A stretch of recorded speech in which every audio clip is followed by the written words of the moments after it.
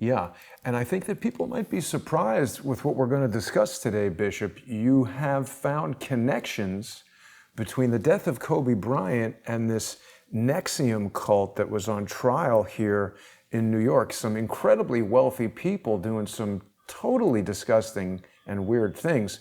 We're going to get into that, but Bishop, I want to remind everyone that in addition to seeing you every week on Crowdsource The Truth, people can tune into your radio broadcasts by going to 1460 AM or 92.9 FM if they're in the New York and New Jersey area.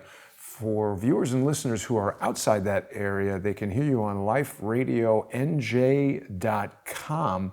And of course, Bishop Gaiters, our viewers can support the global spiritual revolution by going to paypal.me/GSRR Media Group and making a financial contribution to you and your team. You're just constantly doing research. I'm amazed, Bishop.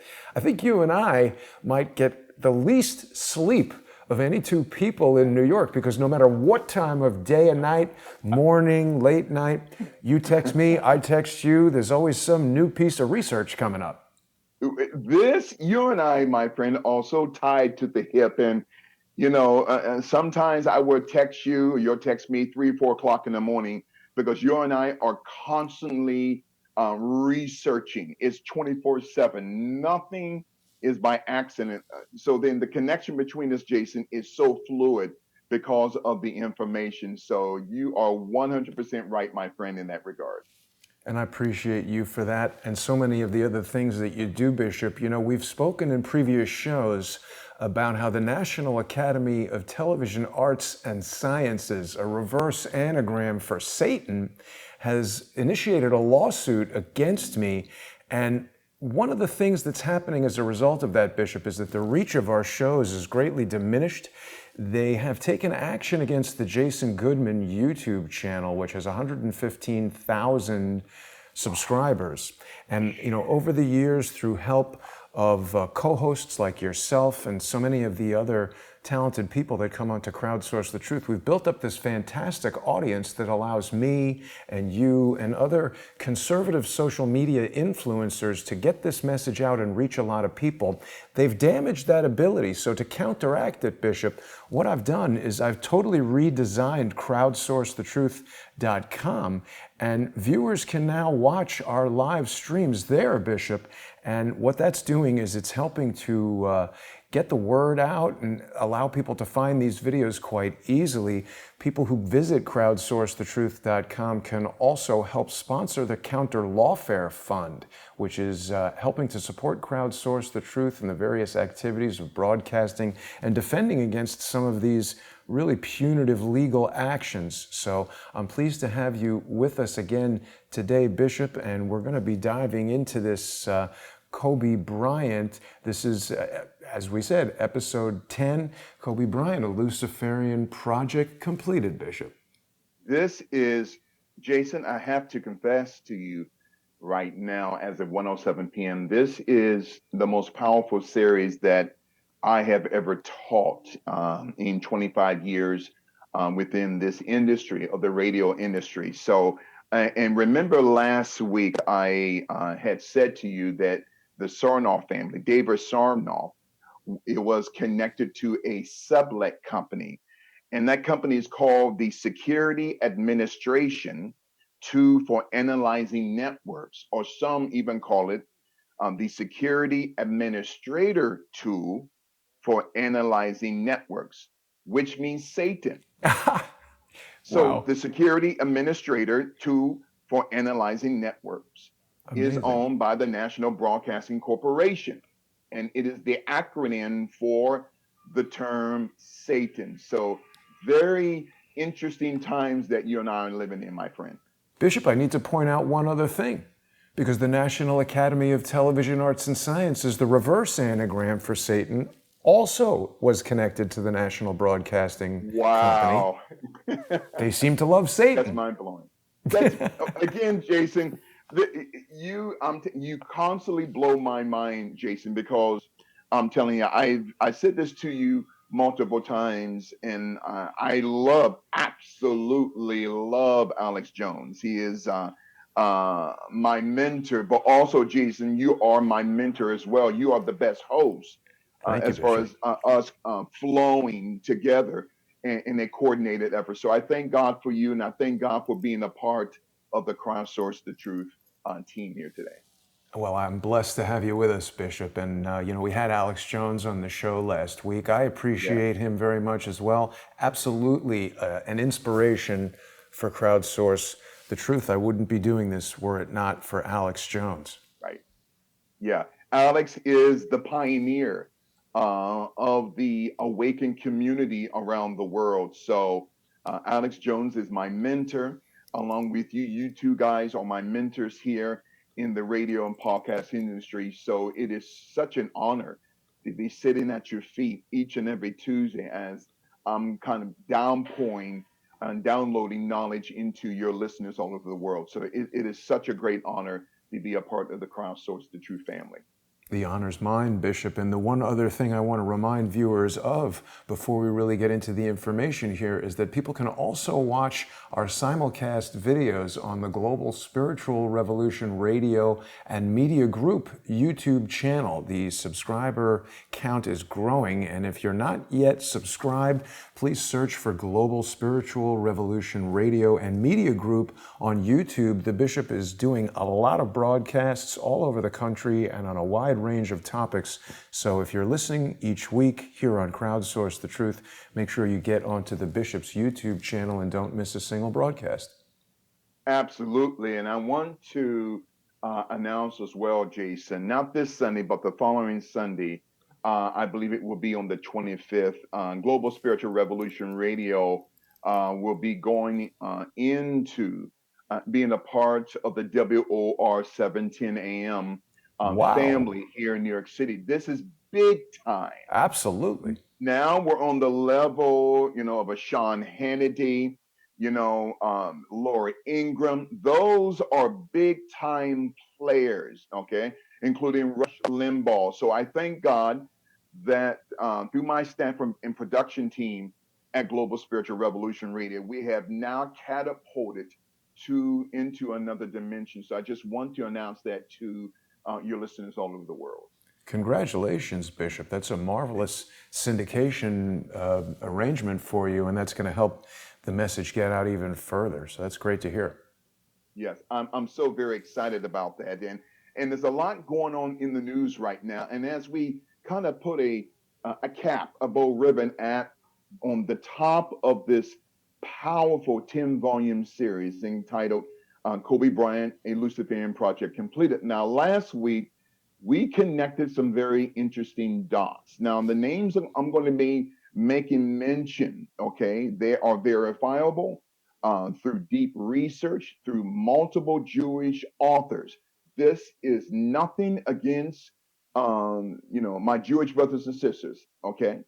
This is against those who say they are Jews but are not, okay? So these connections in and around the life of Kobe Bryant. So you and I have been talking about the manipulation of reality, isokinesis, the manipulation of time, chronokinesis, through the manipulation of probability, psychokinesis, the ECT. This is where we get the term et cetera, which is actually a French Indo term signifying not just to say hi or hello, but witches and warlocks have been using that term for centuries as a form of putting a hex or a curse upon another individual. So then the manipulation of reality on time and probability then gives birth to this Kobe Bryant conspiracy. Because I don't believe Kobe Bryant just randomly died on the morning of the 26th of January 2020. His death was a cold, calculated plan to silence him. And there's a reason why, which we're going to reveal here today. Also, you have the manipulation of perceived reality through the manipulation of perceived control. So Kobe Bryant thought he was in control of his life, but he was not, because Kobe Bryant got caught up with some powerful people, where Bryant began to blackmail some very powerful people, a part of both the American cabal and the cabal around the world. So then, Kobe Bryant, a Luciferian project completed. Kobe Bryant is also a part of the psyop called the manipulation of perceived reality through the prism of the manipulation of perceived control.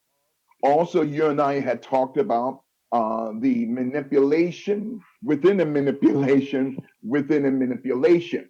These are layered conspiracies of what you and I call, Jason, the departmentalization of darkness, as we're talking about Kobe Bryant, a Luciferian project completed.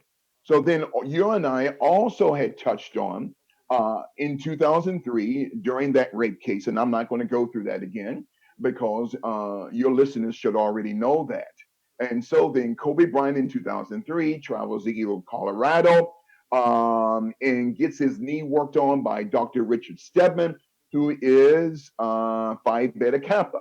So Phi Beta Kappa is the educational in the legal arm of the deep state. Kappa Beta Phi is the Wall Street faction, which David Hawkins so powerfully articulates. Yeah. Okay. So then we're talking about the life of Kobe Bean Bryant.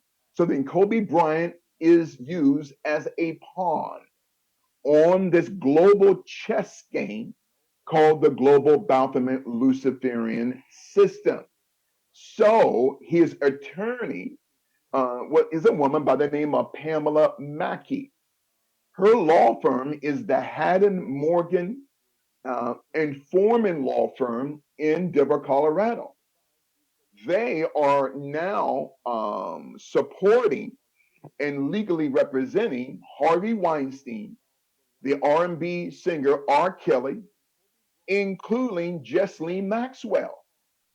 Yes, Unbelievable. unbelievable. Pamela Mackey and the attorneys of the Haddon Morgan Foreman law firm, which that logo is shaped like, excuse the expression, the anatomy of a man, which also is connected to the logo of the Amazon group, okay, which was created by Jeff Bezos many decades ago. And so then Pamela Mackey is assigned to Kobe Bryant because Kobe Bryant is accused of raping a young woman by the name of Caitlin Faber. Now, Caitlin Faber's family is Phi Beta Kappa.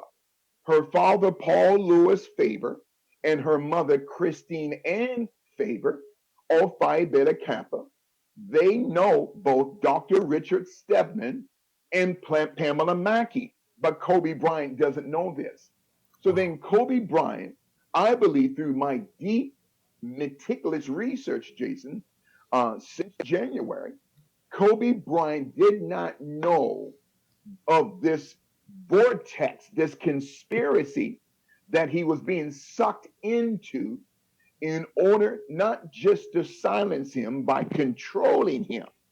Because up until 2003, no one could control Kobe Bryant. He didn't have any tattoos. He was a member of the Boule Secret Society, which is the black equivalent of Yale University Skulls and Bones. But after that fateful event, on during the month of July of 2003, the life of Kobe Bryant is forever changed.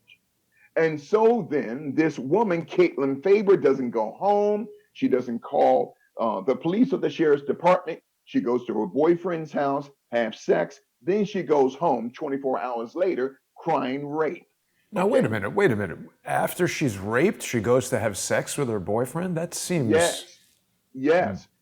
Because the owner, the late Dr. Jerry Buss, had hired some private investigators to Wow. investigate Caitlin Faber because she has done this Whoa. before Kobe Bryant. Yes. So she was not an employee of this Cordelia Spa Hotel in Edwards, Colorado, but she was placed there, Jason, in order to compromise Kobe Bryant. So Wow. she goes home 24 hours later, wearing the same dress that she supposedly was raped in the previous night by Kobe Bryant. Then she cries rape. So the sheriff's department, and they know the sheriff, okay, of Edwards County, they arrest Kobe. He's assigned a lawyer, not by Dr. Jerry Buss, okay, but he's assigned a lawyer by his knee doctor, What? Dr. Richard Stedman. You know, Bishop, sorry to interrupt, Yes. but last week a lot of people wanted me to bring to your attention the fact that Dr. Stedman, it's the same name as Oprah Winfrey's husband or boyfriend or whatever that guy is. Oh, wow. Jason, again, your listeners are amongst the most intelligent, the most in tune, the most spiritually in tune audience I've ever taught. As we're talking about Kobe Bryant, a Luciferian project completed. It is, Jason, that's mind blowing because the term Stedman is probably rooted to the name of a slave owner in his family that maybe or maybe not is connected to the life of Kobe Bryant as far as his knee doctor, Dr. Richard Stedman. But That's is mind blowing. Stedman, is it this guy's first name, Oprah's I man? believe it's his first name. Yeah. It's the man that he's been waiting for Oprah Winfrey to say yes for the past 30 years. Another another topic for another day. She's nothing but a witch. But anyway, so then she cries rape, and then Dr. Richard Stedman, Phi Beta Kappa, the parents of Caitlin Faber, Paul Lewis Faber, and Christine N. Faber, Phi Beta Kappa, and Pamela Mackey is Phi Beta Kappa. Okay, as we're talking about a Luciferian project completed. So the Windrose Holdings LLC group now owns the Lodge and Spa at Cordelia in Edwards, Colorado. Well, who owns the Windrose Holdings Group?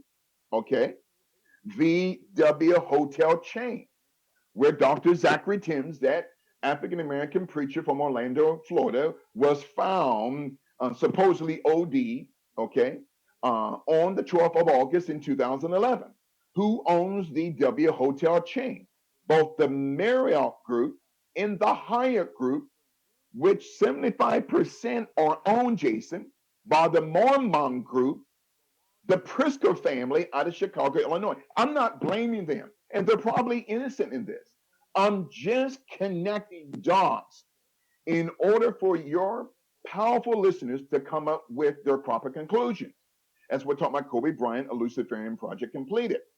And then the CEO of the Mormon Group is the governor of the state of Illinois, Jay Prisker, who had once owned the Sikorsky 76B helicopter that he sold Right. 3 years before the death of Kobe Bryant in January of 2017 to the Island Holdings Group out of Van Nuys, California. How could that be a coincidence? You know what? It's not a coincidence. Why would the executive board of the Island Holdings Group travel together to Chicago, Illinois, just to buy one helicopter? The death of Kobe Bryant was put in motion at least 3 years in advance. Why? Because Kobe Bryant was gaining political and financial power. So then, when we're talking about the life of Kobe Bryant, so then the Priskers, okay, that go back to the 1700s out of Kiev in the Ukraine, were the legal conduit for hundreds of thousands of dollars, okay, by and through the British arm of the Rothschilds in order to financially support Dr. Francis Galton's global plan of eugenics, another topic for another day. And so then, not only does the Mormon Group own the Hyatt and the Marriott, but the Mormon Group owns a 65% stake, Jason, in the Standard Hotel chain because they own the Standard International chain that owns the Standard Hotel. that's connected to Jeffrey Epstein in the Clintons and Adam Shifty Schiff. Again, I'm not blaming, okay, the Priskers for anything. But like you said, Jason, my friend, nothing is by accident as we're talking about Kobe Bryant, a Luciferian project complete. Jump in anytime if you see something, Well, Jason. Bishop, you also told us, I've been to that Standard Hotel on Sunset Boulevard. I used to live really not that far from it at all. And you told me about Jeffrey Steibel breaking his foot there and somehow Yes. that being like in the newspaper. Like, who the hell cares about some particular guy breaking his foot at a hotel? Jason, boy, you got a great mind. You don't forget nothing. So, Jeffrey Morgan Steibel said that on his website that he broke his foot at the Standard Hotel. What was he doing at the Standard Hotel? It might have been a power lunch meeting, a business meeting. But when we connect Jeffrey Morgan Steibel, who looks like Charles Manson, to the life of Kobe Bryant, it begins 10 years after the rape case of Kobe Bryant. Now, in 1996, Kobe Bryant is drafted as the 13th pick in the 1996 draft. Okay. He is drafted by the Charlotte Hornets, and the rights to Kobe Bryant were traded to the Los Angeles Lakers full of Blondie Diva.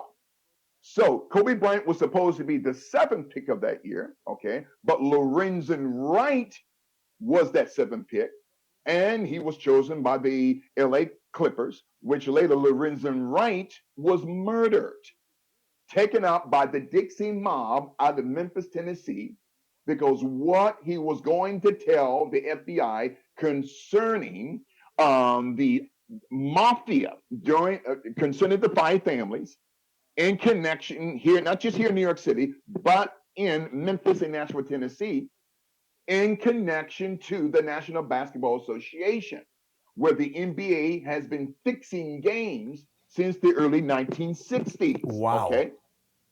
But all of a sudden, Lorenzen Wright was blown away, okay, as he was texting his mother, and he called his mother while he was being blown away.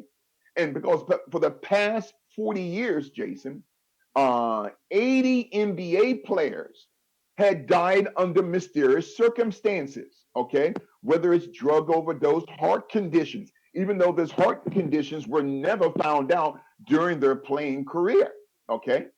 Because every NBA player has to get a checkup, a physical every month. Then all of a sudden, when they retire, heart attacks, cardiac arrest, plane crashes, helicopter crashes. Wow. In other words, if it looks like a duck, guess what? It quacks like a duck. So then, the past 40 years, 80 NBA players were murdered, Jason, under mysterious circumstances. Okay? Including Lorenzen Wright, who died a horrible death to the point where they had to have a closed casket. Wow. So the Memphis Dixie mob, who's connected to the Lucchese family, to the Colombo family here in New York City, in connection to the late David Stern, okay, and Adam Silver of fixing NBA games. The question is, what did Lorenzen Wright know, and what did Kobe Bryant know concerning a Kobe Bryant, a Luciferian project completed? So then Kobe Bryant is represented by a high power attorney and agent, okay, by the name of Arm Tellem, okay. Arm Tellem works for the Wasserman Media Group, okay, for a period of 34 years. So 1996 to 2003, the Wasserman Media Group that was founded by Casey Wasserman, okay, the grandson of Lou Wasserman, okay, who ran MCA, the Music Corporation of America, who was tied to Frankie Carbo, who ran the boxing industry during the 40s and 50s. So Frankie Carbo was a part of the Lucchese crime family here in New York City. He was fixing fights, okay, who was connected to Lou Wasserman, who's connected to Meyer Lansky, okay. Now, as we're talking about Kobe Bryant, a Luciferian project completed. The Lansky family, their name used to be the Shakowsky family out of Russia through Jesse L. Lasky of Paramount Studios. And the Lasky family changed their names to the Lanskys. Now, Bishop, So sorry, we should go address ahead. something that came up last week because we were looking at the, maybe it was the west entrance, one of the entrances to the Paramount Pictures studio, the lot, had Hebrew writing over the Yes. arch that a friend of mine whose father is a rabbi told me that it means eternal home. It's a strange thing Wow. to write in Hebrew over a movie studio, isn't it? It's like a That is, cemetery or something. and the daughter of that rabbi is 100% right. Because if a child of the rabbi says that, it's right. In other words, it fulfills the 1977 song, Hotel California by the Eagles. You can check out at any time, but you can't leave. Okay. So when we're talking about an excellent, thank you for bringing that up, Jason, because eternal home, it represents a psyop that when you go inside of not just a Paramount studio that has 22 stars representing the 22 fallen angels of Enoch 6, Genesis 6, Enoch 6, and Jude 6, 666, historical, spiritual, social distancing. But you are no longer a human being if the studio takes over your life. Okay. So the Wasserman Media Group, by and through Casey Wasserman, who had created the Wasserman Surfers Corporation, covering surfers, where you and I had made mention of Andy Irons, capital Irons. He was set to testify before Congress concerning the corruption of not just the Wasserman Group, but Casey Wasserman in his connection to child trafficking and drug running. But all of a sudden, Andy Irons dies of a overdose. Okay, though his family claims that he never took drugs. So as we're talking about Kobe Bryant, a Luciferian project completed. So the grandfather of Casey Wasserman is Louis Wasserman, and he is the son of Isaac Wasserman and Minnie Chernak, which were a part of, okay, the Bolshevik Revolution the year before in 1917 through Lenin, Stalin, and Trotsky. And the Wasserman bloodline is made mention in the book called Rules for Radical that came out in 1971 by Saul Alinsky. So the parents of Saul Alinsky, Benjamin Alinsky, and Sarah Tannenbaum had immigrated from the Bolshevik Revolution, okay, in 1917 to the following year in Chicago, Illinois in 1918. So the Wasserman family knew the Alinsky family. As we're talking about Kobe Bryant, a Luciferian project completed. And there was an African American man that was talking to Saul Alinsky there in the photo before. I believe that is the former mayor of San Francisco. Okay, the former mayor of San Francisco who had a relationship with Kamala Harris. I'll talk about that Oh, later on. wow. Yes. So Kamala Harris is the black equivalent of Hillary Clinton. So Yes, it then, says future San Francisco Mayor Willie Brown. Willie Wow. Willie Brown Holy was cow. married while he had a relationship with Kamala Harris. Kamala Harris got where she's at today because Kamala Harris laid on her back. I'm not disrespecting women. I'm talking about Kamala Harris. Kamala Harris was involved with a married man, okay? For the former mayor of San Francisco, okay? A man that I used to respect, but now I don't respect him anymore because he was laying in the bed with a whore. I'm sorry, listen. So Kamala Harris is the black equivalent of Hillary Clinton. As we're talking about Kobe Bryant, a Luciferian But project Bishop, is completed. she even black? She's Indian, and it seems like she wants to be black because it's fashionable right now. It's fashionable right now because her mother was born in India, and her mother was a part of the Indian faction of Marxism and communism.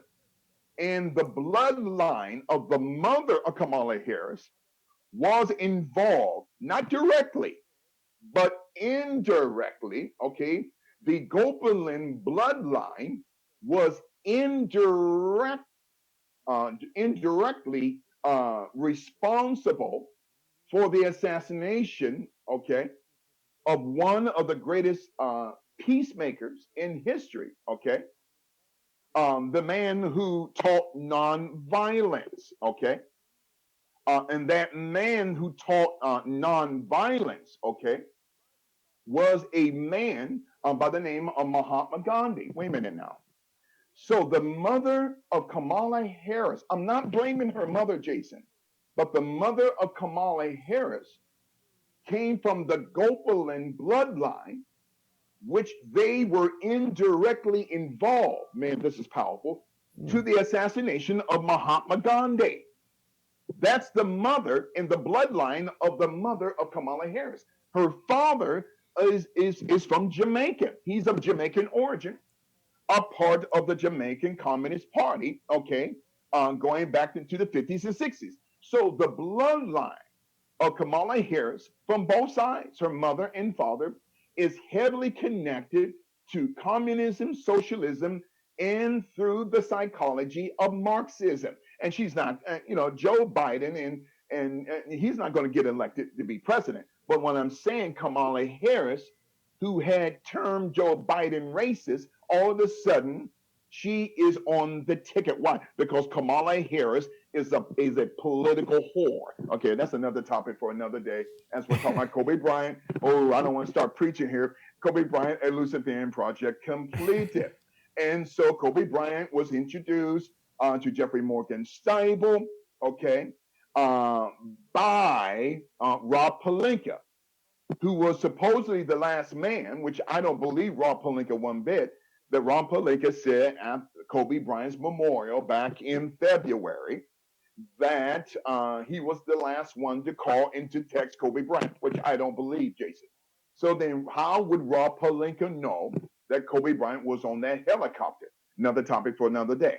So then in 2013, Rob Pelinka introduces Kobe Bryant, okay, who became Rob Pelinka, who ran the Landmark Agency with that letter X, right? The Band-Aid, which is a symbol of the pedophile underground network as prescribed or described by the FBI. Go right ahead. Sorry, you just reminded me, Bishop. Yeah. So there was just an announcement this morning that it's right now called CBS All Access, and they're changing it to Paramount Plus. Wow. I think you sent me a text on that. Yeah. Jason, again, this is not by accident. These are historical, conspiratorial ley lines in and around the life of Kobe Bryant, a Luciferian project completed. CBS All Access will be rebranded as Paramount Plus in 2020, not by accident. And so then, when we're talking about Kobe Bryant and his involvement with Jeffrey Morgan Steibel, Rob Pelinka introduced Jeffrey Morgan Steibel, who calls himself a brain scientist. He doesn't have an earned PhD. I'm talking about Jeffrey Morgan Steibel. He has an honorary PhD from Pepperdine University, which is a CIA outlet, just like Stanford University's Department of Clinical Psychology. Obama went there, didn't he? Pepperdine? I don't think so. I think Obama went to Occidental. College. I always get those confused. Then I believe he went to Columbia, I think, and then eventually to Harvard. Okay, to complete his law degree there at Harvard. And as a side note, I'm going to reveal to you the Dunham bloodline through the grandfather of Barack Obama. The Dunham bloodline, Dunham, that's not their real last name, Jason. It's connected indirectly to the Selsby bloodline that would produce Laura Selsby, who was once the director of Amber Alert. I'll come back to that in the next 15 to 20 minutes. Mind-blowing information. And so Kobe Bryant, a Luciferian project completed. So then in 2013, Kobe meets Jeffrey Morgan Steibel. 2012, Dr. Patrick Soon Shiong introduces Jeff Steibel to Rob Pelinka. Dr. Shiong is a minority owner of the Los Angeles Lakers. 2 years prior, in 2010, Lawrence D. Fink, the CEO of the BlackRock firm, which formerly owned the Carlyle Group, which was formerly owned by the Bin Laden Group, that's connected to the Malaysian Flight 370.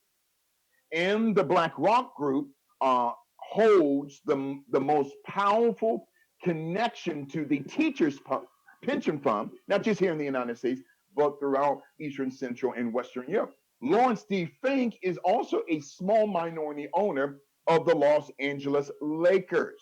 So Lawrence D. Fink, excuse me, is introduced. Lawrence D. Fink introduces Jeff Steibel to Dr. Patrick Soon Shiong. Jason, it gets deeper here. So we're going quickly here because I want to get to these bloodlines that are interconnected going back 1,500 years, which were indirectly involved in the life of Kobe Bryant, a Luciferian project completed. Now, in 2007, which was the year that Kobe Bryant wanted to be traded, Adam Silver, who is now the commissioner of the the National Basketball Association, was the former deputy commissioner of the NBA. Adam Silver, was introduced, to Jeffrey Steibel by Lawrence D. Fink, 2004, 3 years prior, it gets deeper, Jason, the late David Stern, who was set to testify before Congress a month before Kobe's death. And why did the Senate Oversight Committee, including the Congress, wanted to talk to David Stern concerning the NBA's connection to organized crime, not just of the Italian mafia, but also of the Jewish mafia that's even connected to the Jewish Russian mob out of Moscow, Russia. I will connect all of these dots, Jason, as we're talking about Kobe Bryant, or it gets deeper, a Luciferian project completed. So David Stern, in 2004, the former commissioner of the NBA, introduces Jeffrey Morgan Steibel to Adam Silver, This Now, Adam Silver guy looks like a James Bond villain. Yeah, exactly.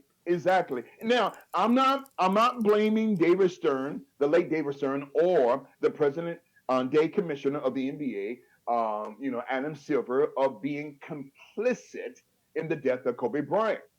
But I must connect. I'm connecting these historical ley lines in and around the life of Kobe Bryant, that your listeners can come up with the proper conclusion. So in 2003, of course, Kobe Bryant is exposed by the global Luciferian deep state because of the rape allegation. Kobe Bryant is sold like a slave from Casey Wasserman, from the Wasserman Media Group to the landmark sports agency, Leave Your Mark, that was formerly ran by his so-called buddy, Rob Pelinka, who is Phi Beta Kappa, a graduate from the University of Michigan, who is close friends with ESPN's Jalen Rose. So Kobe Bryant, a Luciferian project completed. Quick question, Bishop. This Yes. name Landmark, it reminds me, Mark Cuban, who owns the Dallas Mavericks, he also owned Landmark movie theaters and recently sold it, which was pretty smart. But do we think there's any connection between this Landmark sports agency and the Landmark movie theaters? Jason, that is something I'm going to begin to research as soon as possible when we get done, because again, there could be a business connection with Landmark theaters. Nothing is by accident, concerning the life and the death of Kobe Bryant. Kobe Bryant had handlers who were very powerful people, Jason, okay, that I believe indirectly closed his eyes on the morning of the 26th of January 2020. And I will come back with an answer to that maybe on next week, okay? So when we're talking about volume 10 of Kobe Bryant, a Luciferian project completed. So these are historical landlines, and we talked about Chadwick Boseman and his connection to Kobe Bryant. They first met at the Academy Awards in February 2018, where Chadwick Boseman and Kobe Bryant were prepared to leave the industry. We talked about those two gentlemen before because both Kobe Bryant and Chadwick Boseman were not only Phi Beta Kappa themselves, but they were also a part of the Boule Secret Society, better known as Sigma Pi Phi. Then all of a sudden, Chadwick Boseman, I believe, Jason, got poisoned, which predated his diagnosis of having colon cancer. Now, it's come to my attention, Jason, that the family of Chadwick Boseman, his last name Boseman, that's not even his real last name. And maybe we can talk about that in the coming weeks to come. So then Chadwick Boseman and Kobe Bryant were victims of a global conspiracy to silence them, to give a message to Black entertainers through the manipulation of perceived reality and the manipulation of perceived control, that you're not in control of your life, okay? Because we, the system, control you. And notice that the letter X in the arms of Chadwick Boseman, that goes back thousands of years to Coptic and Egyptian mythology. Osiris has risen. That's connected both to the Theosophical Secret Society and the Thelema Secret Society, which Chadwick Boseman and Kobe Bryant were deep into the teachings of Aleister Crowley. As we're talking about Kobe Bryant, a Luciferian project completed. And then I talked about the Sarnoff family owning the National Broadcasting Corporation, including MSNBC with Rachel Maddow, okay? And they own the Security Administration to Analyzing Network Company, or better known as Satan. The acronym of Satan is the Security Administration for Analyzing Networks, where they specialize in free software scanning, the analyzation of giving alerts. Now, I'm going to come to, now remember, was it a year or two ago, there was an alert set off in Hawaii, okay? That was backed, okay, and created by a company out of Idaho by the name of Alert Sense, which Laura Silsby, the former director of Amber Alert, who got caught up in child trafficking in Haiti, Jason, after the Haitian earthquake, okay? So her company, Alert Sense, was behind that false alarm in Hawaii. I'll come back to that. And Bishop, I know you know this, but Laura Silsby was caught trying to sneak 33 children out of Haiti. Yes. And she got off. Who got her off? The Clintons. Yeah. Okay. So Laura Silsby's bloodline is connected to the bloodlines that I talked about last week. I will give a systematic connection to these bloodlines near the end of the broadcast. So then Kobe Bryant, a Luciferian project completed. So Arm Tellem was Kobe's agent from 96 to 2003. Then Rob Pelinka was Kobe's agent from 2003 to until Kobe's retirement in 2016. And then the Wasserman Bloodline, okay? The Wasserman Bloodline goes back to the 1600s, to the late 1500s, to the early part of the 1600s, okay? And during the Russian Federation, during the time of Peter the Great and Catherine the Great 1 and 2, okay, where Patriarch Wasserman was a spiritual advisor to the court of Peter the Great, as John Dee was a demonic divinational advisor to the British crown in the late 1500s, the early part of the 1600s, until John Dee died in the early part of the 1600s.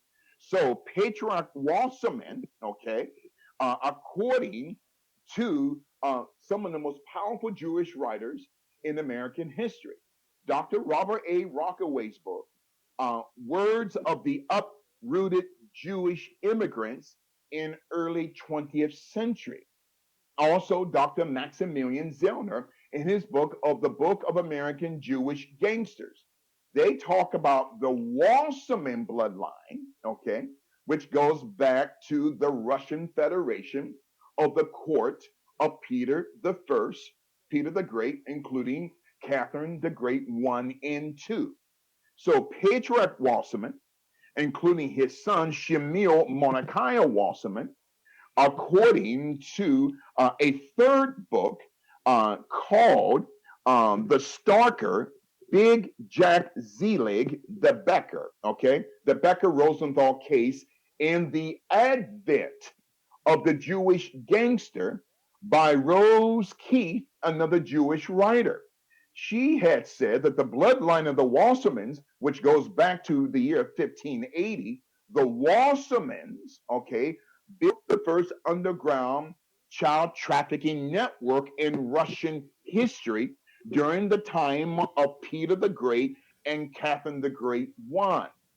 So then, Patriarch Wasserman, his son Shemiel Mordecai Wasserman, and the grandson of Patriarch Wasserman was R. Meyer Levy, Levy Wasserman, okay, who was born between 1830 to 1850, all a part of the Masonic court of Peter the Great and Catherine the Great, okay, 1 and later 2. Then Isaac Wasserman is born, okay, in 1897.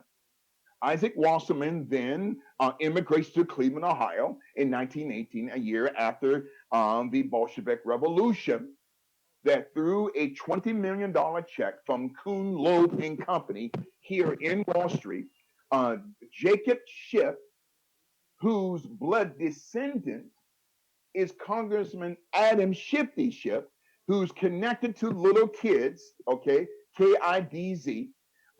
It was Jacob Schiff who gave, okay, Lenin and Trotsky, more specifically Leon Trotsky or Leon Bronstein, a $20 million check. Leon Trotsky was living in the Bronx, Jason, okay, prior to the death of the Romanovs during the 1917 October Russian Revolution or Bolshevik Revolution. I was born in the Bronx, Bishop. What's that? I was born in the Bronx. Wow. Look at that. The Bronx has a very powerful history. We're talking about Kobe Bryant, a Luciferian project completed. One other quick thing about Adam Schiff while we're on him. He was somehow involved with the Hollywood Standard Hotel. It's definitely in his, his congressional jurisdiction there. And in connection to Ed Buck as well. There were two young African American men that was found dead in the one of the hotel rooms, okay, of Standard Hotel, of a drug overdose. But it was the Clintons, including Jeffrey Epstein, who covered up for Ed Buck, okay? And I have to tell you, Bishop, this hotel is not your kind of hotel. When you walk into the lobby, they typically have a attractive model in her underwear inside a glass cage behind the check-in desk. Wow. And there's a bathroom. Let me see if I can find this here. Standard Hotel bathroom, Alice in Wonderland. So it's got a diner in it. It's got a club in it, and the club is sort of hidden, and the bathroom for the club. That's not it right there. I want to make sure I have the right one. Standard Hotel, Hollywood. Wow. And it's got all kinds, I mean, I don't know if it's still there, but I've been in that bathroom one time and it had wallpaper with Alice in Wonderland and all kinds of stuff. I'm not finding the image now. I'll keep looking for it. Sorry. Absolutely. And then when Kobe Bryant was separated from his wife, Vanessa Bryant, in 2012, Kobe Bryant stayed at the Hollywood Standard Hotel. Kobe Bryant stayed at the Hollywood Standard Hotel when him and Vanessa Bryant were separated because of the infidelities of one Kobe Bryant. Now, I'm not trashing his legacy, God rest his soul, but Vanessa Bryant was going to take everything that Kobe had. So Kobe moved into, for a short period of time, until they reconciled in 2012 at the Hollywood Standard Hotel. During the same year, Jeffrey Epstein, Ed Buck, and the Clintons used to frequent that hotel. Did Kobe Bryant know the Clintons then? Did Kobe Bryant know Ed Buck? Did Kobe Bryant know Adam Schiff? As we're talking about Kobe Bryant, a Luciferian project completed. And so the daughter of Lou Wasserman, okay, who was connected to Frankie Carbo, who's connected to Mo Dalitz, who ran Las Vegas, who was also, Lou Wasserman was also connected to the late Bugsy Siegel. These are gangsters whose generation today, Casey Wasserman, the nothing but gangsters in the suit, Jason. So the NBA, the National Basketball Association, is not only, Jason, a plantation where those on the plantation field are making hundreds of millions of dollars, like LeBron James, okay, who never supported the Hong Kong protesters. But LeBron James, he should change his name to Xi Jinping. Why? Because he supported the Chinese Communist Party. So then the NBA is nothing but a slave plantation, which is also a present day sports mafia regime. Okay. So then the daughter of Lou Wasserman is a woman by the name of Lynn K. Wasserman, whose son is Casey Wasserman, who created the Wasserman Media Group going back to 1996. So then, as we're talking about a Luciferian project completed, Jason, it gets deeper. So then, in 1475, Jason, okay, according to the book, okay, but he was good to his mother. The Lives and Crimes of Jewish Gangsters by Dr. Robert A. Rockaway, who is a professor emeritus at the world-renowned Tel Aviv universities. These are Jews exposing their own people, okay? But he was good to his mother, The Lives and Crimes of Jewish Gangsters by Dr. Robert A. Rockaway. He declared that the bloodline in 1475, there was a bloodline, Jason, called the Barak or the Baharak bloodline. Allow me to spell that. Capital Bacharach.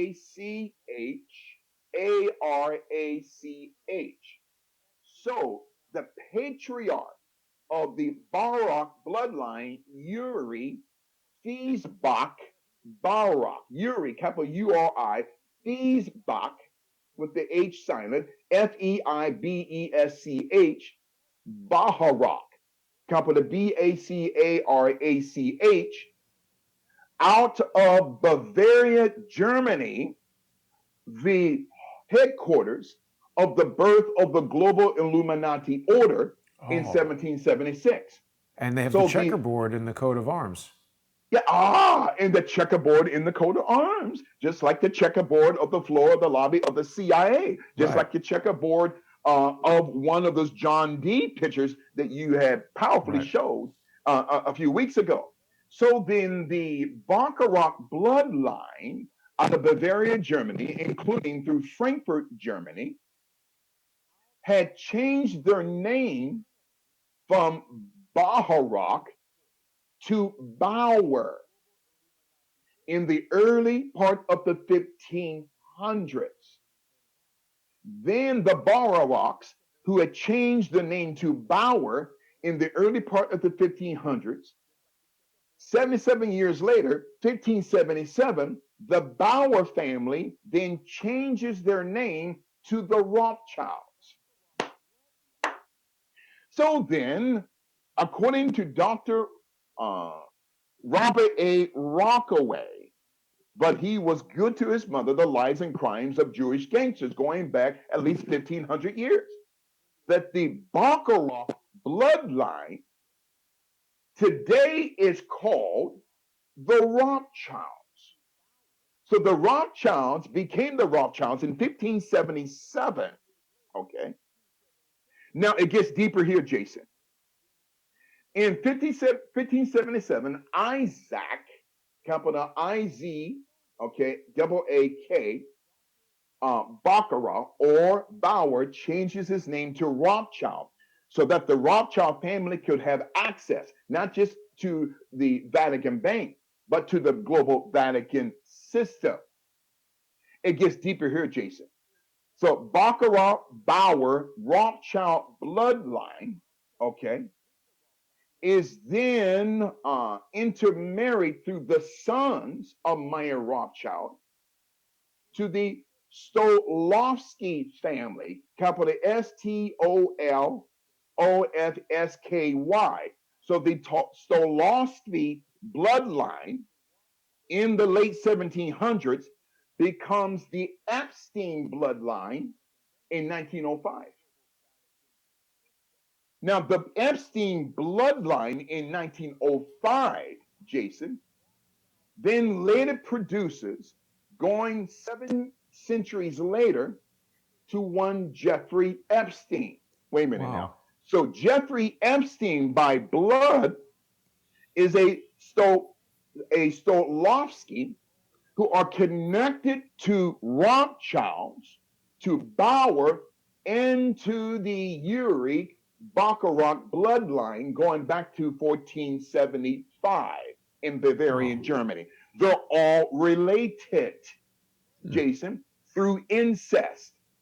As we're talking about Kobe Bryant, a Luciferian project completed. Kobe Bryant knew Jeffrey Epstein because Kobe Bryant and Kobe Bryant's business partner, okay, Jeffrey Morgan Steibel, sat on the Lifeboat Foundation.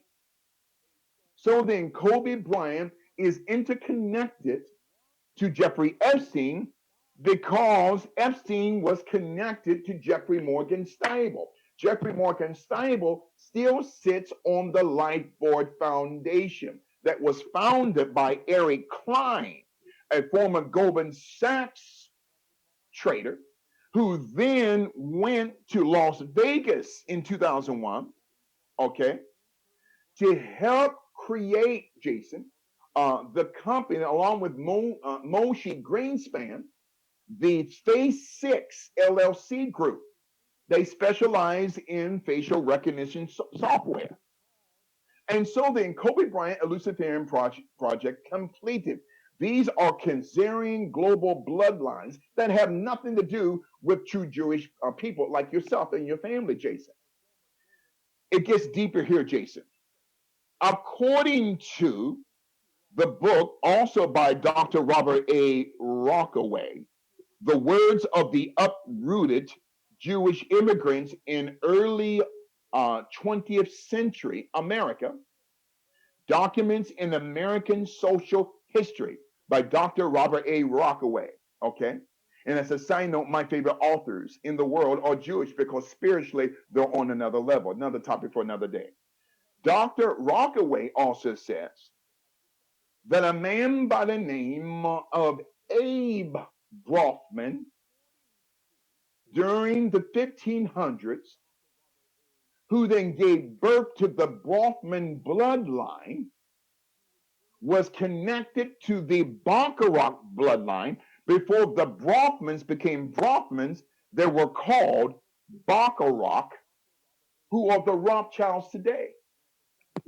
So the Brofman family, through Abe Brofman, Abraham Brofman, okay, who gave birth to Edgar Brofman Sr. and Jr. in that bloodline that's connected through the great-granddaughters to the NXVIM conspiracy.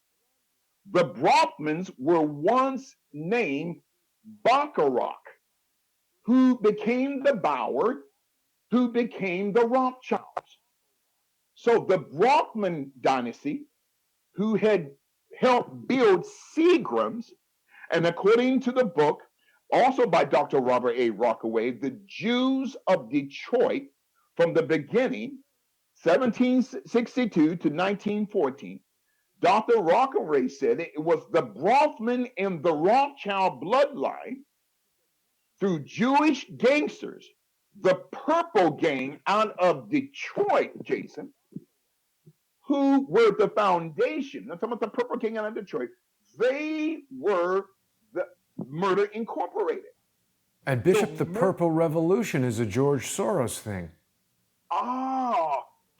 Again, so the Purple Revolution, George Soros, whose real name is Schwartz, who is connected, to Schultz, who is connected to this von Schlichman, that bloodline of the Beer Corporation. Excellent point there, Jason. Okay. And so we're talking about Kobe Bryant, a Luciferian project completed. So the Rothman bloodline that was originally named Baccarat, going back to as early as 1400, the Rothman family assimilated into the Saltzman bloodline, capital Saltzman, during the early part of the 1700s, according to the Jews of Detroit, from the beginning of 1762 to 1914 by Dr. Robert A. Rockaway. He says that Yitzhak Saltzman, capital Yechezkel, Saltzman, capital Saltzman, then gave birth to a Reuben, not Saltzman, but the Saltzmans changed their name to the Salzmans, capital Salzman, when they immigrated, also from Bavaria, Germany, to New York City.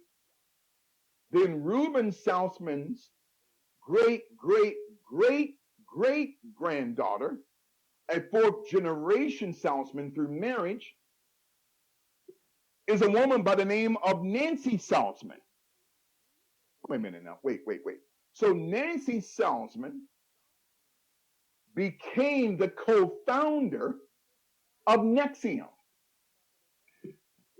So NXVIM, company NXIVM, according to the Book of American Jewish Gangsters by Dr. Maximilian Zelian, a powerful Jewish writer, the Starker, Big Jack Zelig, the Becker Rosenthal case, and the advent of, that's a powerful link right there that you have, Jason, the advent of the American Gangster by Rose Keith, and the Jews of Detroit by Dr. Robert A. Rockaway, the Salzman family, who are deep involved in the NXVIM conspiracy, are related through incest to the Salzmans, the Rothmans, and the Rothschilds. This is also according to the Book of American Jewish Gangsters, a pictorial history by Dr. Maximilian Zellner. It gets deeper here, Jason. Kobe Bryant, a Luciferian project completed. The other co-founder of NXVIM is a man by the name of Keith Raniere. So the Raniere bloodline goes back to 800 AD, Jason, according to the book, But He Was Good to His Mother, The Lives and Crimes of Jewish Gangsters, by Professor Dr. Robert A. Rockaway, who wrote years before there was a Keith Raniere that the name Raniere goes back to Tuscany, Italy, in 800 AD through the Arezzo family, capital Arezzo, which created the town Arezzo, which still exists in central Italy today. The Arzo family bloodline, in going back to 800 AD, were international bankers in Italy. Nothing wrong with that. They were Italian Sephardic Jews. So you had Spanish Sephardic Jews, then you have Italian Sephardic Jews. Through the Arzo bloodline, 110 years later, in 910 AD, changes their name from Arzo to D apostrophe Arzo, capital AREZZO, which later, centuries later, in 1805, the D Arzos changed their name to Rainier. Oh, this gets deep. Capital RANIER. So the Rainier, Keith Rainier's bloodline goes back to Sephardic Jewish bloodline to the year of 800 AD. Jason, it gets deeper here as we're talking about Kobe Bryant, a Luciferian project completed. Bishop, So sorry, real then- quick. I just want Go right to ahead. hold you on the Purple Gang thing for a moment, because This is one of crazy. our Yeah. viewers had mentioned that the Purple Gang is mentioned in the Elvis Presley song Jailhouse Rock, and it says something about the rhythm section is the Purple Gang. But the Purple Gang is also known as the Sugar House Gang, which reminds me of the Sugar Hill Gang, which maybe was a kind of a hip-hop version of this. But it was a criminal mob of bootleggers and hijackers with predominantly Jewish members operating in Detroit. Look at that. Oh, Jason, nothing's by accident. And Prince had a song called Purple Rain. Okay. Oh, yeah. So the Purple Gang consisted of Khazarians coming out of Eastern Europe, the Russian Federation, Czechoslovakia, where the Hawk family came from, through the Prussian Empire, who are called the Maxwells. In other words, Jason, they're all interrelated because in the mindset, in the psychopathic, sociopathic mindset of the global Luciferian deep state, they believe that their blood is power, okay? So the Purple Gang, which later became Murder Incorporated, where the 5 Italian families here in New York City, the Colombos, okay, Lucchese's, and Lucky Luciano and Meyer Lansky, okay, they had hired the Purple Gang to do a lot of contract killings. Another topic for another day. That I didn't know concerning Jailhouse Rock. Jason, these are ley lines in and around, directly and indirectly, into the life of Kobe Bryant, a Luciferian project completed. And so, Jason, you and I had talked about, matter of fact, before I get to the Wassermans again, this Baccarat family became the Bowers, became the Rothschilds. And the Rothschilds, Jason, which I found out 3 days ago in my studies, became part of the Rothschild bloodline, was disseminated into the Annenberg bloodline, which part of the Annenberg family changed their name to Flagenheimer, which later produced Dutch Schultz, who married Marie Frances, who married a Frances Flagenheimer, who was the wife of Dutch Schultz, but her main name is Maxwell, which is connected to the Czechoslovakian Jewish Maxwell's bloodline called the Hawk family, capital Hoch, through the Czechoslovakian, Poland, and Ukrainian bloodlines of the Hawks during the time of the Prussian, not Russian, Prussian Empire. Now, Jason, it gets deeper here. Then from Maxwell's, going back to the Hawk family, Jason, the Maxwell UK bloodline, through Alfred Maxwell, his great grandson, there you go, Sir Ian Robert Maxwell, that I believe he was a double agent, correct me if I'm wrong, Jason, for both MI6 and Israel and Mossad. I say triple agent, Bishop. He was hanging out in Bulgaria and doing all kinds of stuff. Yes, and I believe his death was not accidental. They found him, Agreed. floating Yeah, outside of his outside boat. the yacht. Yeah. Yeah. Well, so nothing is by accident. As we're talking about Kobe Bryant, a Luciferian project complete. People say, what does this have to do with Kobe Bryant? I'm coming to that. So then Alfred Maxwell, his bloodline had married Jason into the Mac bloodline out of Scotland. John Mack Sr., who produced John Mack Jr., who produced the grandson of John Mack Sr., Ebenezer. There you go, Jason. Jason, I'm getting to be able to read your mind, Bishop. Jason, oh my God. You never let me. Jason, you're so good. I love you so much, Jason. Which eventually produced Alison Mack. Alison Mack, who was born in West Germany, because her father, an American, Jonathan Mack, was an opera singer. Okay? The mother of Alison Mack gave birth to her in West Germany. And, Jason, it gets even deeper. But the Mack bloodline goes back to the Machiavellian bloodline in Italy. Wow.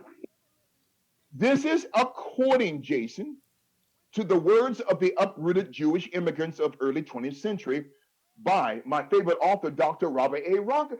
Jason, so Alison Mack is related to the Wassermans, related to Rothschilds, related to the Saltzmans, related to Keith Raniere. Everyone involved in this conspiracy, this Nexian conspiracy, well, they may or may not even know that they are interrelated by blood. Nicola Machiavelli. Go right ahead, Jason. It's just like you've pointed out with the European royal families. There's all this lineage of incest. Yes, oh my God. And I would love for us to do a series on the European bloodlines, maybe in the coming weeks to come, because what we call the Black nobility bloodlines, Jason, in throughout Eastern, Central, and Western Europe, the House of Windsor, who are actually the House of Saxe-Coburg, who are related to the late Romanovs, who were related to the Kaiser Wilhelm bloodline in Germany. This pyramid throughout Eastern, Central, and Western Europe, they're related. And that's why many of the sons and daughters, more specifically the sons of European royalty, they're suffering from blood diseases, Jason, and they're hemophiliacs because they had intermarried. Brother marrying sister, sister marrying uncle, son marrying aunt later, because they believe that if they keep the blood power within their families, whether they're Jewish or non-Jewish, and we're talking about the European families, then it represents keeping the power in the bloodline. Jason, this is demonic. Alison Mack is related by blood to the Baccarats, Bowers, Rothschilds, Innenbergs, Flegerheimers, Dutch Schultz. Alison Mack indirectly is related to the Wassermans, to Debbie Wasserman Schultz, including Jesseline Maxwell, including Keith Raniere, including Lauren Salzman and her mother, Nancy Salzman, who had co-founded NXVIM. Oh, Jason. It's mind-blowing, my friend. And Jason, I love you so much. You know where I was going. Well, let me ask you another question, Bishop, because when you bring up black nobility, the first article that we get to here on Wikipedia is talking about Vatican City, and it's showing, I've been to the Vatican once, it's showing this, I guess it's the coat of arms of the Vatican. Oh, what does that say? So this says, Vatican City, official Vatican City state, the Holy State. So they've got this coat of arms with the keys on it, right? And that immediately, Bishop, it reminds me of this logo for the Union Bank of Switzerland with all these keys. And this was the bank that was laundering money for Hitler, courtesy of Prescott Bush. Oh my God. And the Bush's real name is the Sheriff family. According to the testimony of many former Nazis. They swear up and down that the Bush family, that's not their real name. Their real name is the Sheriff family. But looking at the black nobility keys of the United Bank of Switzerland going in connection to the global Vatican order. Jason, Switzerland is the only country in history that has never been invaded by a foreign power. Why is that? It's money. Switzerland is the epicenter of global banking. Whether it's World War I or II or any other wars today, any war in history, according to Tel Aviv University's Department of Political Science, in connection, Jason, to the War Department there in Washington, D.C., okay, that there have been 25,000 wars in history since the time of Adam to 2020. 25,000 wars in history. A lot. But not one nation ever entered into Switzerland. Why? Because all of these nations dealing in 25,000 wars in history for the past 6,000 years had their money in the Swiss banking accounts or numbered accounts. As we're talking about, Kobe Bryant, a Luciferian project completed. Bishop, real quick, if I may, I want to point something else out for you here. I just noticed this right now as we're speaking. I've always been fascinated by this logo with the keys because it's so ornate. It's got to have meaning. First of all, it's got basically this upside down cross in it right here. You see that? Yeah. And oh my God, yes. Look, in the key, the thing that the key will unlock is the letter V, perhaps for Vatican. Oh my God, look at that. Jason. Woo! Oh man, 3 V's. Exactly. Look at that.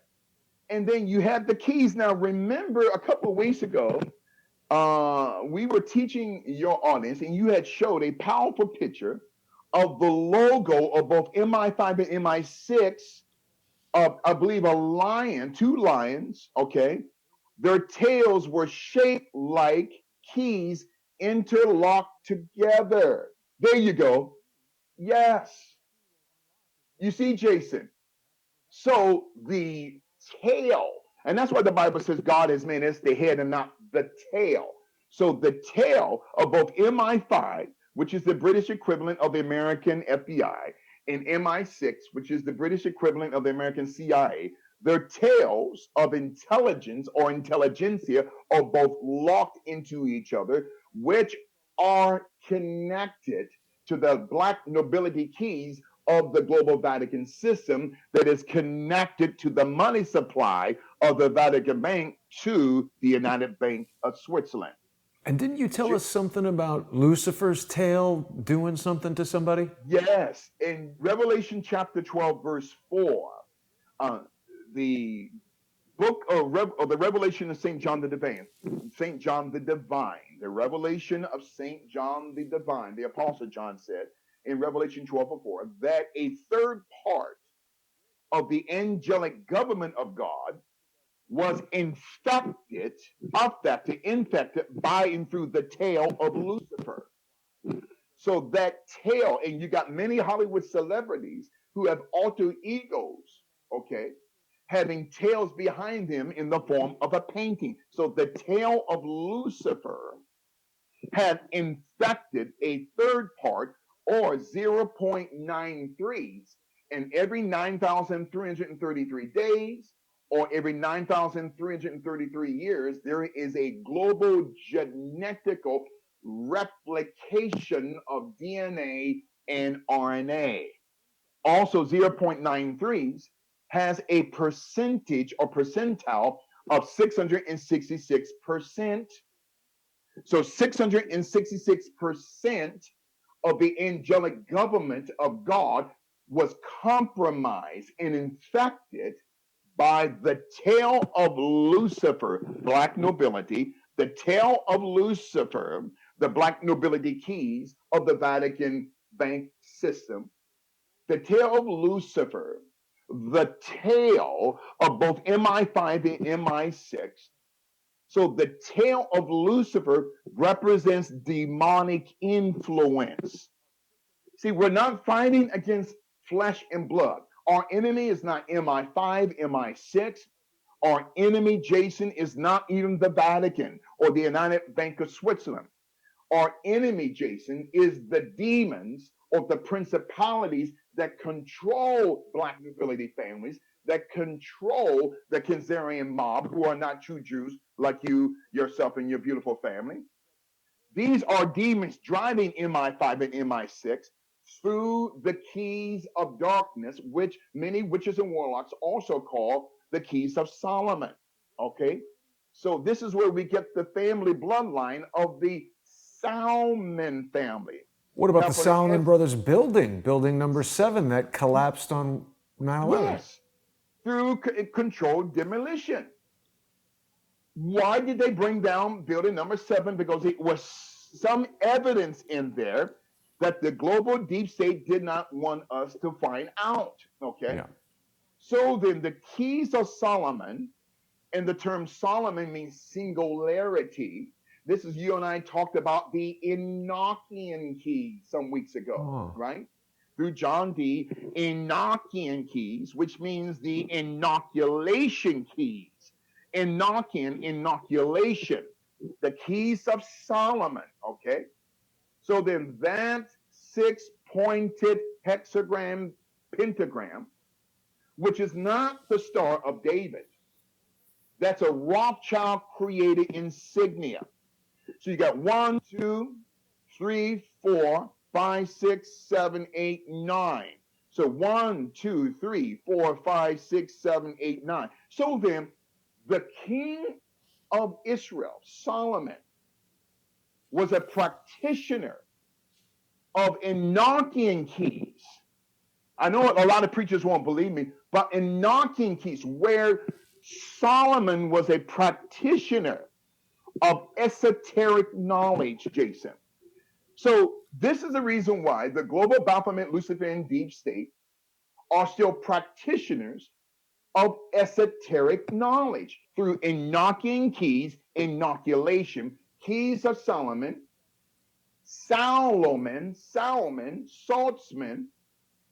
Nancy and Lauren Saltzman, NXVIM, Keith Renier, they're all interrelated by blood through Spanish, Italian bloodlines, going back to the Arizos, who then become the Reniers, Jason, who then are interrelated to the Scotland or the Scottish bloodline of the Mac bloodline, which has its roots in the bloodline of the Machiavellian Empire or dynasty, going back to the 1400s in central and eastern Italy, where Bernardo di Nicola Machiavelli, who, according to a lot of historians, he was a historian, a war strategist, a politician, a philosopher, that he had actually planned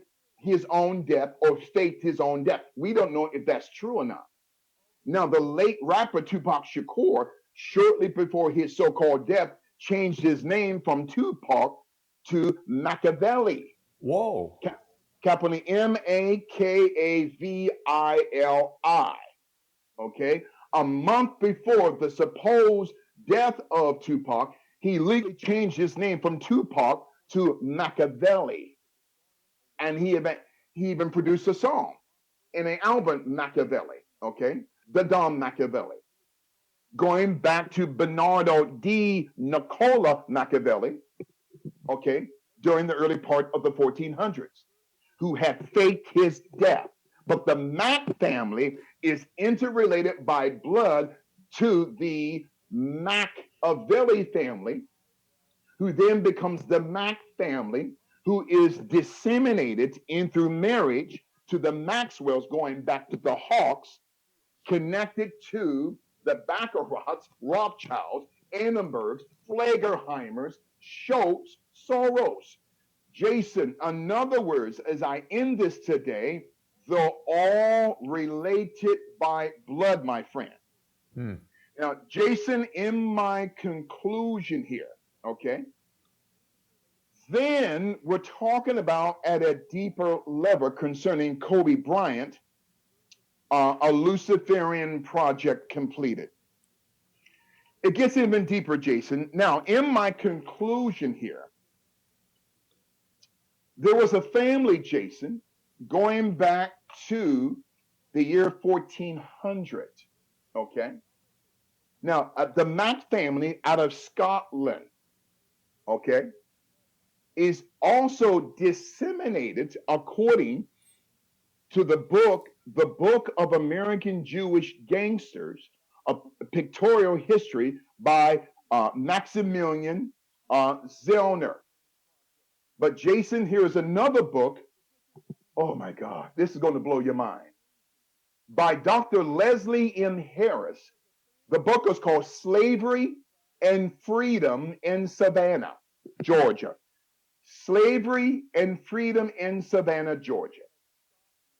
So then, both of these writers, Maximilian Zellner, the Book of American Jewish Gangsters, and Slavery and Freedom in Savannah by Dr. Leslie M. Harris, they had wrote, Jason, that the Mack bloodline out of Scotland had immigrated to Massachusetts, to Essex County, Massachusetts, and later Essex County in New Jersey.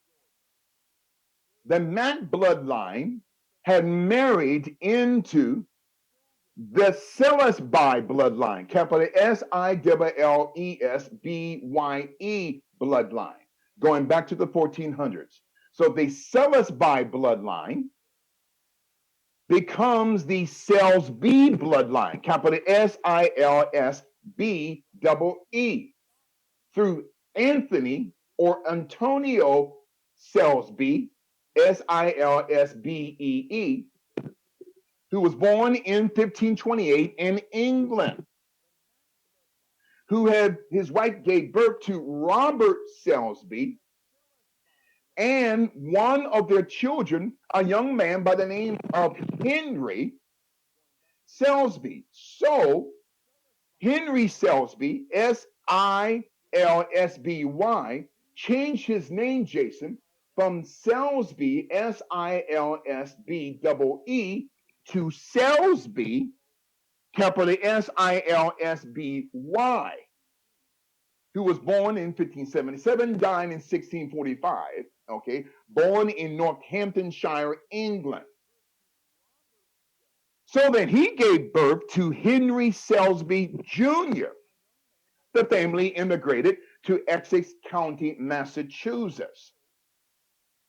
Now, according, Jason, to the book, Slavery and Freedom in Savannah by Dr. Leslie Harris, she said that the Salisbury family, many of their bloodlines died during the Salem witch trials, not just in Pennsylvania, but in Massachusetts. So the Salisburys, part of the bloodline, immigrated to the state of Georgia. Jason, oh my God. Immigrated to Savannah, Georgia, and owned 125 slaves. 32 slaves were sold to another slave family, another white family, who were slave owners, who were called Samuel and Elizabeth Bryant. Kobe? Jason, again, this is according to Dr. Leslie M. Harris, Slavery and Freedom in Savannah. Wow. She said that Henry Selby Jr. and the Selbys who had later immigrated after they sold 32 slaves to the Bryant family, also out of Savannah, Georgia. The Selbys moved, okay, to the state of Idaho, which became a state in 1890. Okay? So, which produced a great, great, great granddaughter, according to Dr. Leslie M. Harris, Slavery and Freedom in Savannah, Georgia. That girl is Laura Selsby, whose name is called Laura Selsby Gayler, capital Gayler, who created the New Life Children's Refuge Fund, where she, along with 9 other people, went to Haiti after the earthquake and kidnapped 33 children. There's that number 33. And they were trying to traffic the children from Haiti to the Dominican Republic to be brought to the United States. So then the bloodline of Laura Selsby once owned the Bryant family. Whoa. So the Selsby bloodline, out of the 125 slaves, 32 were sold to the Bryant family, which was a black nobility family in the South, okay?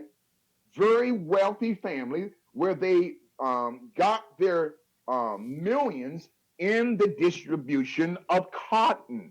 The Bryant family, okay, coming also out of Scotland in 1705, had then produced through rape, Jason. Again, this is according to Dr. Leslie M. Harris, Slavery and Freedom in America. So the Selsby sell 32 slaves to the Bryant family out of Savannah, Georgia.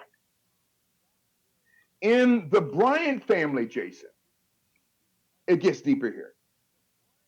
So the book Slavery and Freedom in Savannah by Leslie M. Harris sold 32 slaves to the Bryant family in East Savannah, Georgia in 1860, 3 years before the Emancipation Proclamation. In 1864, Joseph Bryant I is born through rape on the Bryant plantation. Okay?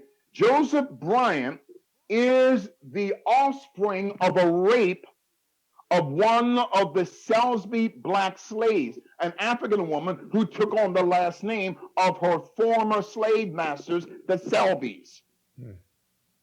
And that woman gave birth to Joseph Bryant the first, who later then gives birth to Joseph Washington Bryant the second, who had married Georgia Marie Bryant, whose maiden name was Selsby. And the son of Joseph Washington Bryant, according to Slavery and Freedom in Savannah, Georgia, by Leslie M. Harris, gives birth, there you go, Jason, to Joseph Washington Bryant the third, better known as Joe Jellybean Bryant. Yeah, why Jelly Bean? Well, that was his nickname because of the way he moved on the court, you know? Ah. Who then meets Pamela Cox, whose family goes back to the Cox plantation in Savannah, Georgia. What about Cox Cable? They are a big internet provider. And it could be very well be connected. Oh my God, there, Jason. Absolutely, my friend. So Pamela Cox becomes Pamela Cox Bryant when she marries Joseph Washington Bryant III. And Pamela Cox Bryant, on the 23rd of August in 1978, gives birth to Kobe Bean Bryant. Oh, Kobe Bryant is related by blood to the Salisbys, to Laura Salisbury, Wow. connected all the way back to the Bacharachs, Bowers, Rothschilds, Annenbergs, okay, Flagerheimers, Wasserman, Maxwell's, Hawks, Maillards, Schultz, Schwartz, Slits, the Goatees family, Neiman Marcus, Jason. This is the completion of Kobe Bryant, a Luciferian project complete. Jason, no one, and I got to say this before I sign off, no one is teaching on this level in detail about the life of Kobe Bryant. And this is my conclusion of Kobe Bryant, a Luciferian project completed. Bishop, it's been amazing. I mean, it's literally mind-blowing to hear about these connections. It's hard to presume that this could all just be a coincidence, but of course, so many people will look at what we say and say, oh, well, this is a conspiracy theory. We need to give an Emmy Award to Rachel Maddow, who's still looking for Russian hacking. Exactly. But that's not a conspiracy theory, right? No, it's not a conspiracy theory at all. In other words, I believe in my conclusion of volume 10 of Kobe Bryant, a Luciferian project completed, that directly and indirectly, the death of Kobe Bryant is all connected to every bloodline going back to the year of 1200, going back through the 1400s to the Bacharachs, the Bowers, the Rothschilds, the Annenbergs, the Flagerheimers that produced Dutch Schultz, who married Francis Flagerheimer, whose maiden name is Maxwell, going back to the Hawk bloodline through the Prussian Empire of Czechoslovakia, Poland, and the Ukraine, which have produced Alfred Maxwell, which have produced the great-great-grandson of Alfred Maxwell, Sir Ian Robert Maxwell, who then, through his wife, gave birth to Jessalyn Maxwell. Silsby's, Bryant, Jason. This is the completion of Kobe Bryant, a Luciferian project completed. Mind-blowing information, my friend, that your receivers have received on today. It's been an honor. Absolutely great. Really great, Bishop. Now, just before we go, I wanted to, this came up like earlier this week or last week, and I wanted to discuss it with you because, you know, they're starting to get closer to the trial for these cops who were involved in the death of George Floyd. And it's come out that George Floyd was an informant. Defense attorneys for the officers asked whether Floyd was a confidential informant or if he had gang affiliations. And the prosecution's response in a filing was that the victim is not on trial here. Jason, that is mind-blowing. If you can text me that link after the show, that would be great. In other words, now here comes Benjamin Crump. Every time, Jason, there is a white cop involved, and we don't even know what. Now, 8:46, look at that. The exact time that the first plane hit the North Tower of the World Trade Center, also coincidentally the amount of time that Chauvin leaned on George Floyd. And then look at what he's got with this lapel pin here. He's got the bird. Like, didn't George Floyd have this bird on his chest? Yes. Order out of chaos, chaos out of order. How would George Floyd know that? He was 6'4.5", between 6'4.5" and 6'6". But the coffin was 6'6.5". He was 6'6.5". Yeah, right. 6'6". But the coffin was for a 6'1.5" person. Wait a minute now. How does a man strength like that? See, Jason, we're being lied to. We don't know the whole totality of the truth of what happened to George Floyd. George Floyd, yes, was an informant, and George Floyd had the goods on Derek Chauvin. The entire, not all of the Minneapolis Police Department, but a great percentage, according to our contact I have there in the Minneapolis Police Department. Now, I have a cousin who was a cop there, but I'm not talking about my cousin. I haven't talked to him in years. This is another person. I want to make that clear. A cop, a Nigerian brother that I know who is a pastor, in Minneapolis. He said that the death of George Floyd was to silence him Yeah. because George Floyd, okay, and Derek Chauvin were drug runners.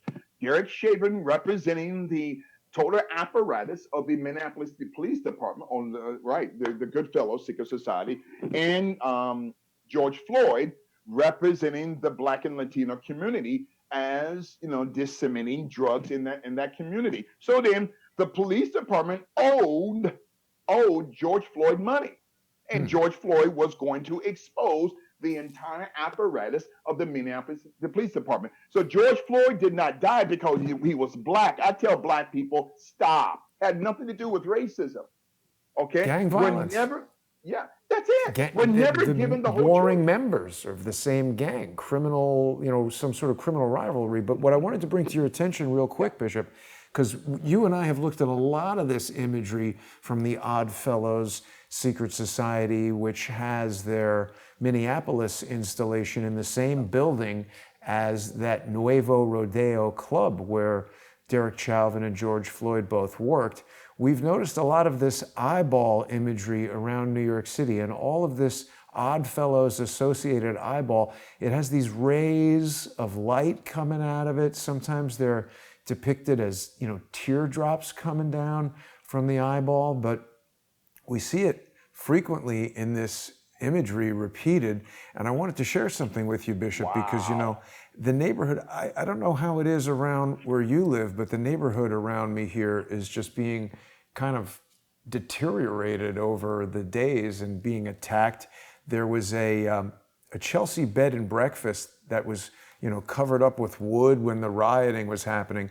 And then I noticed the other day, somebody had put this graffiti on there, which looks very much to me like an upside down version of the Oddfellows logo. And take a look at this, Bishop. Ready for the mind to be blown? Yes. What do we see right here? The chain with the three links. Oh my God. Oh my God.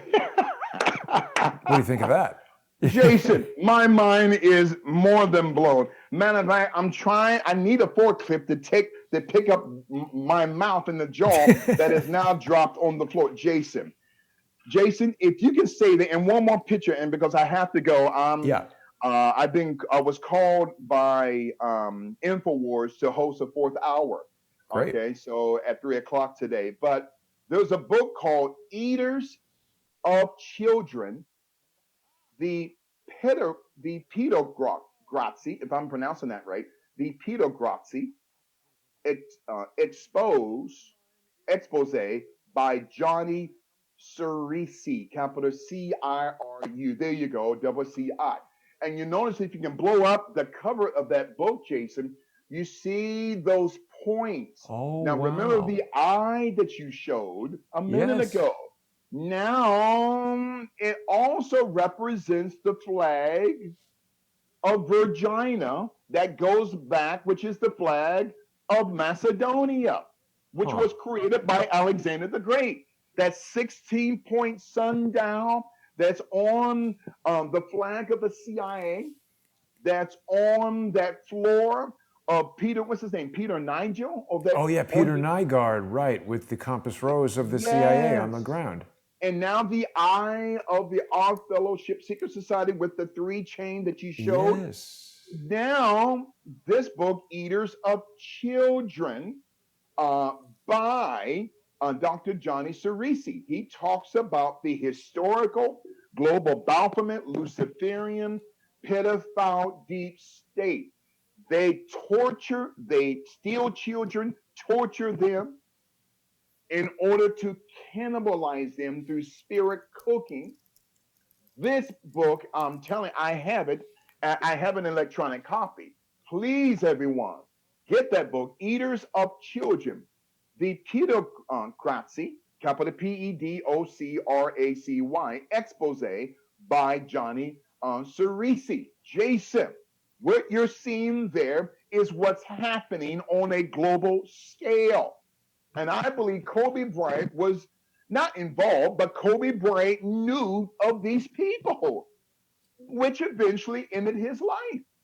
Kobe Bryant, remember Fund 88 that you and I had talked about, right. Okay?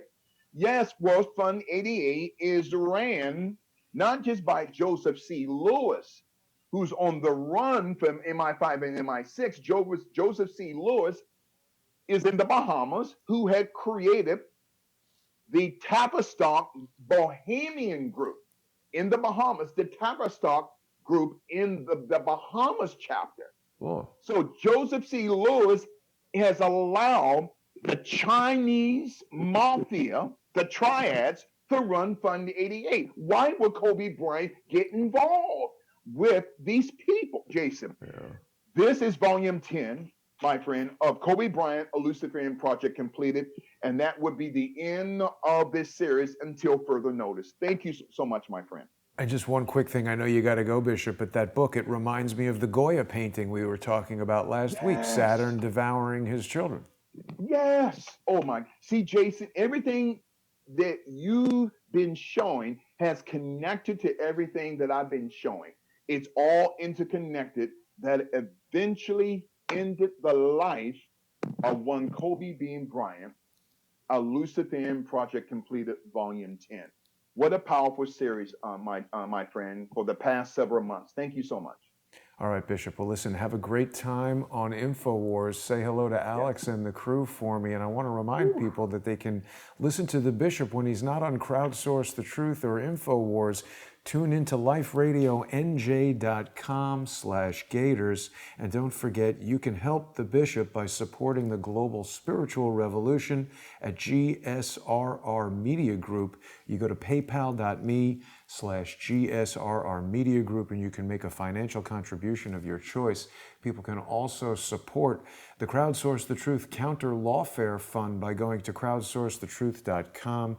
Select a sponsorship level that suits your budget. There's a lot of great benefits that you're going to get with that. Bishop will be back next week. Looking forward to the new topic. And I will see everyone later this afternoon. We've got Larry Nichols coming back. Don't miss that. Bishop, I'll see you next week. Take care. See you next week, my friend. Thank you so much. Thanks for watching, everybody.